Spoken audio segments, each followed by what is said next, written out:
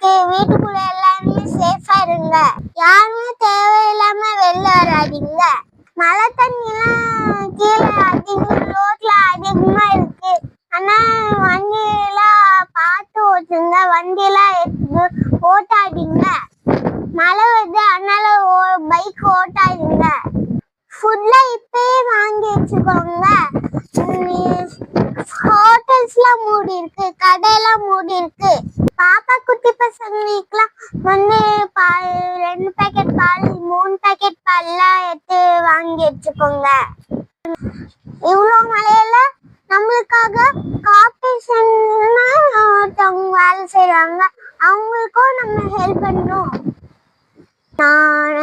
நான்